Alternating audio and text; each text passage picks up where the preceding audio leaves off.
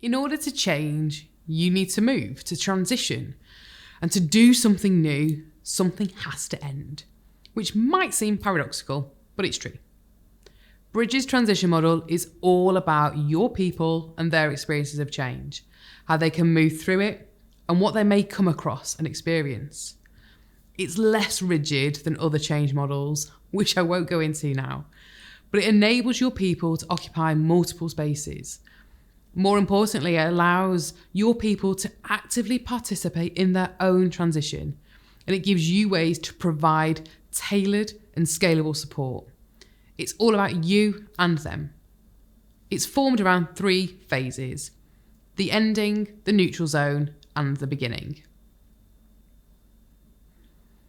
Endings happen when a change begins because something has to end. Endings signal the literal end of your current state. People have to let go of how things were, and they also have to let go of how they were or they used to be.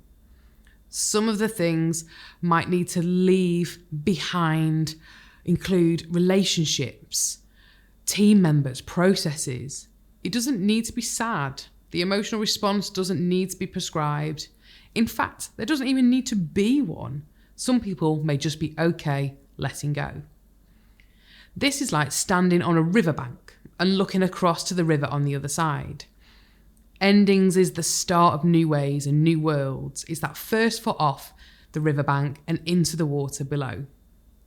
As you and your people understand and accept the journey ahead, remember where you're heading. Remember that you have a plan. You know what is ahead of you, or at least in the main, you know what you can expect. Use your plan, your ideas, and your intent to enable early quick wins to demonstrate progress and build momentum, removing barriers and blockers quickly as they appear to help people keep moving onwards. The neutral zone has people accepting that the old way is ending, and they're starting to understand what's ahead of them and what they need to do. There's a bit of a risk here that in the neutral zone it can feel a bit monotonous. It can feel a bit sticky, and we refer to it as the sticky middle, where your people can literally get stuck as they lack direction or enthusiasm to do differently. This can be where your change starts to unravel a little bit, where your people can't find a way forward because the path forward isn't clear, and the outcomes feel uncertain or too far away. At this point, you have stepped off the riverbank and you are waist deep in cold water, and you need to help get your people out of the water and keep them moving.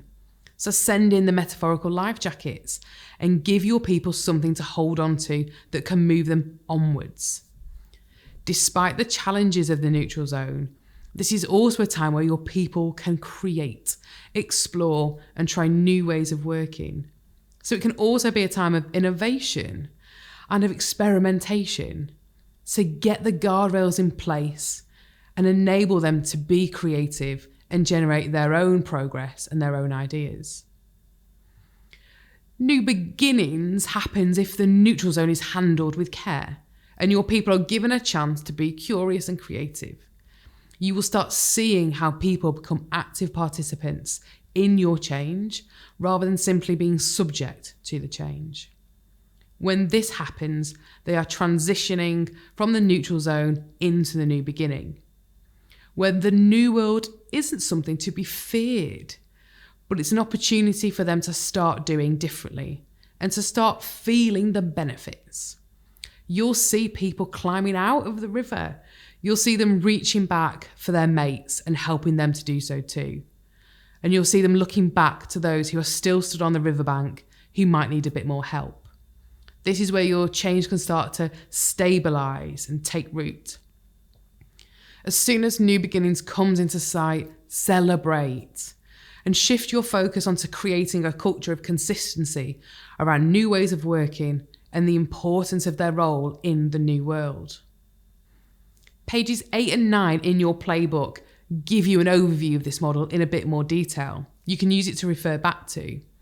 But we're going to be working from page 6, which gives you a chance to give it a go. Think about the transitions. and think about where you are now. Using page 6 and a big old pen, plot where you are. A cross, a dot, a mark, we don't mind. But jot down why you think you're there and how it feels. And then think about your next steps. Where are you heading? Why and how? And draw a line in that trajectory, because that's what you're looking for.